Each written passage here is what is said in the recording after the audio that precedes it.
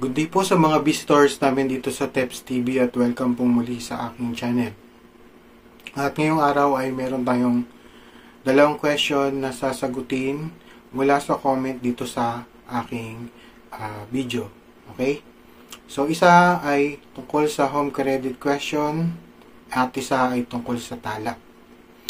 Ngayon, bago po natin sagutin yung question na napili ko ay meron muna tayong konting patalastas. So, sa mga bagong visitor sa aking YouTube channel ay ni-invite ko po kayo na mag-subscribe sa aking channel. At kung kayo po ay merong tanong na related sa home credit, tala, GCash, or online lending app or OLA, ay mag-comment lang po kayo sa video na ito. At maaring sa susunod na mga videos ko ay ma-feature ko na po ang inyong tanong. Okay? So, another is, yung mga videos ko ay merong schedule every Wednesday and Saturday, 8 a.m. So, kung magko-comment kayo, ay may chance na ma-feature natin ang iyong tanong. Okay? So, I hope maliwanag na po yan. Ngayon, dako na tayo dun sa pagsagot sa questions na nakita ko sa aking YouTube channel. Unang mula ay mula sa home credit na question mula kay Kathleen Ignacio. Sir, pwede po ba magtanong paano kung 1 month pa lang po sa amin ang e-bike na kinuha namin sa home credit? Kaso, ang problema po kasi lagi nasisira.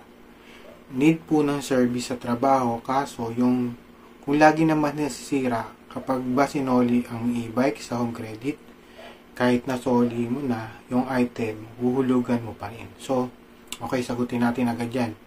So, assuming na pwedeng isoli o masosoli mo yung sirang e-bike, o lagi nasisirang e-bike na inutang ninyo, so, lalabas, magkakaroon ka pa rin ng utang. Bakit?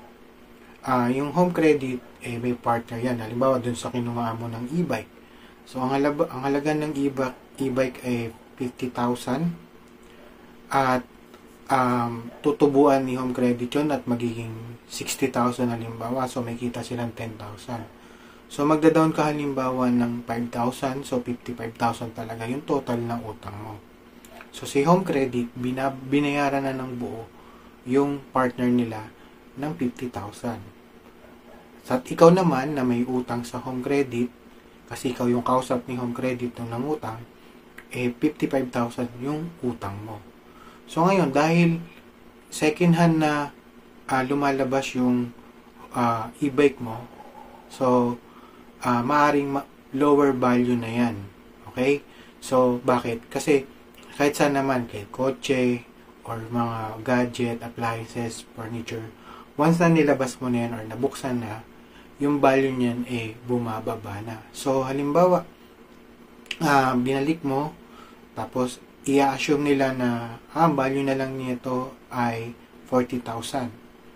So, dun sa 55,000 na utang mo, iaawas yung 40,000. So, may 15,000 ka pa rin na utang. So, yun pa rin yung babayaran mo. Kaso, hindi ganun kadali ang pagsusoli ng gadget sa home credit. Kasi, una-una, babasahin mo yung kontrata. Baka nakalagay doon na mayroong 1 month or 1 week lang yung warranty para sa replacement. Diba? And then, pag lumagpas na ng 1 week na may replacement, so, halimbawa, umabot na nga ng 1 month, ang magiging usapan dyan ay aayusin. So, yun nga lang, sabi mo nga, laging sira. Diba? So, napiperwisyo ka. So, ako, ang gagawin ko dyan, magreklamo ako sa DTI. Okay?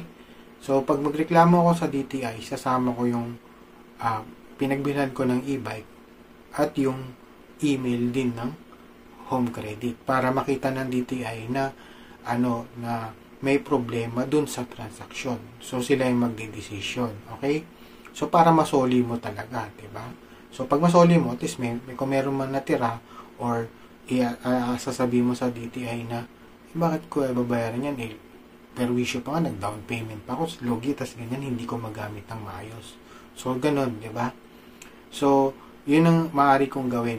Itatawag ako ng DTI para tungkol kasi yan ng DTI sa trade, di ba? So, meron silang pakialam dyan sa mga ganyang mga transaction. So, sama natin yung government, di ba? Tapos, pag wala pang reply, follow up lang ng follow up. And then, punta ka sa DTI office kung wala pa rin reply dun sa email. Okay? Diba? So, I hope, yan yung yan yung nasagot na yung tanong. Unang-una, yung napasusoli ba, kung may utang pa, at anong gagawin kung ayaw pumayag na isoli or palitan ng bago. Diba? So, kontakin yung DTI. Okay?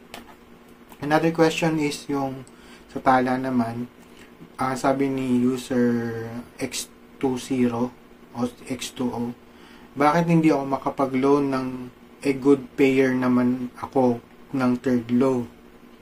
Tapos, fill up na may nakalagay na above question daw, napilapan ko naman lahat.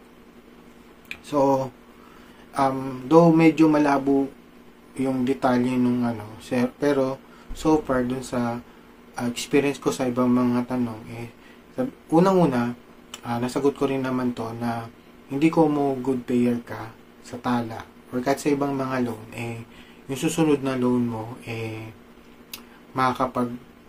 ma-approve yung loan mo. Kasi, chances, baka may nakuwang information yung assessor or nagde-decide or nag-evaluate ng loan mo na, halimbawa, na-delay ka ng utang sa, nakapag-bayad, na-delay ka ng bayad sa credit card, or kaya sa mga meron kang atraso sa kuryente, sa loan mo sa SSS, sa Pag-ibig. So, sa mga yon, halimbawa, so, maaaring may nag-report or na-report na hindi ka pa nakapagbayad. So, magiging parang red flag sa kanila yon sa tala kasi may sabihin, may problema ka sa pera.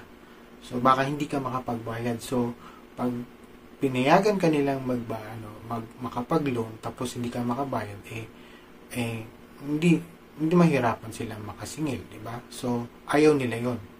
So, ang gusto nila yung good payer tas meron ding good standing din sa pera o sa kaperahan nila ng tao, di ba? Para makapagbayad. Ngayon, ang gagawin niyan, dun sa video na rin na yan, meron dyan yung submit ka ng support, ng ticket, submit ka ng ticket sa support. Kung nakapag-login ka pa sa tala, meron doon portion na pwede kang magtanong sa support kung ano yung gagawin kasi it is beyond our control. Yung pag-release o yung pag-decide kung pasado hindi at yung pag-release ng loan mo. So, yun yung maging So, ang magagawa lang natin is mag-submit ng ticket at i-contact ang tala at mag-wait ng kanilang reply, 'di ba? So, tarin mo lang 'yan ng follow up sa mga na 'yan. Sa follow up sa mga questions at problema mo, 'di ba? So, yun lang naman yung gusto kong sagutin sa araw na 'to. At uli, kung meron po kayong mga questions about sa tala, kung credit, OLA, mag-comment lang po kayo sa video na ito. Baka sa susunod kayo naman ang aking ma-feature sa